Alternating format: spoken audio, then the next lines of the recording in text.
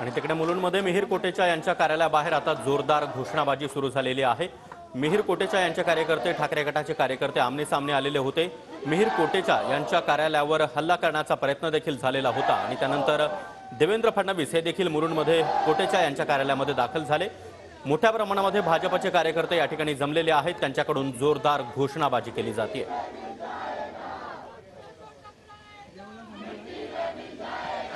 जेवायला थांबला ना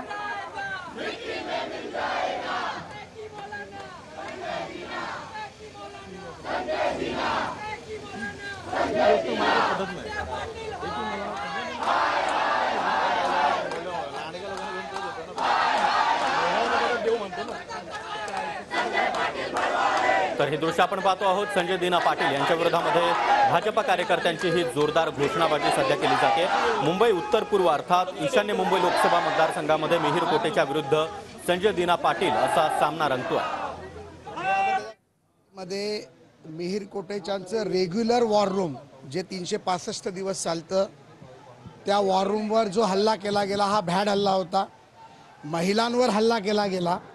छत्रपती शिवाजी महाराजांची संस्कृती महिलांवर हल्ला शिकवत नाही। संजय पाटलांना त्यांचा पराभव दिसू लागला, त्यामुळे अशा प्रकारचा हल्ला त्यांच्या कार्यकर्त्यांनी केला। हा हल्ला सहन केला जाणार नाही। ज्या पद्धतीमध्ये खोट्या तक्रारी करून महिलांवर हल्ला करायचा प्रयत्न आहे त्याचा आम्ही निषेध करतो। आपण एक पहा तो व्हिडिओ पण बाहेर आलेला आहे। मिहिर कोटेचा यांचे कार्यकर्ते मला वाटतं पैसे वाटप करत होते, तिथे पोलिसांना बोलवलं गेलं पण पोलिसांनी येऊन घेण्यास अटक केली की निवडणूक आयोगाने। हे जर व्हायला लागलं असं एवढ्या दिवसात आपण पाहताय तर मग कसं निवडणूक चालवायची? म्हणजे तुम्ही कोणाचेही पैसे वाटप करू देणार भाजपचेच म्हणून? तर आदित्य ठाकरे यांनी मिहिर कोटेचा यांच्यावर हा निशाणा साधलेला आहे। मात्र आपण पाहतोय की मिहिर कोटेचा यांच्या कार्यालयामध्ये देवेंद्र फडणवीस त्याचबरोबर प्रसाद लाड हे दाखल झालेले आहेत। संपूर्ण घटनेचा आढावा देवेंद्र फडणवीस यांनी घेतलेला आहे। एकीकडे पंतप्रधान मोदी यांची सभा सुरू असताना दुसरीकडे कोटेचा यांच्या कार्यालयावर मात्र ही हल्ल्याचा प्रकार समोर आला आहे।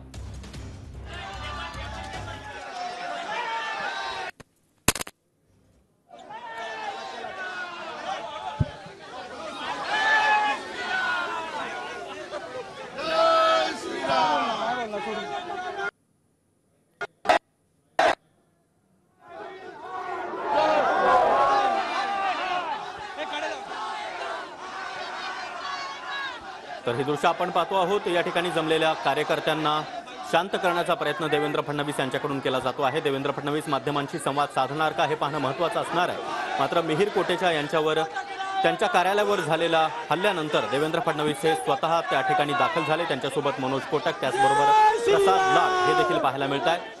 दरम्यान या हल्ल्याच्या प्रकारानंतर भाजपचे कार्यकर्ते मोठ्या संख्येने या ठिकाणी जमले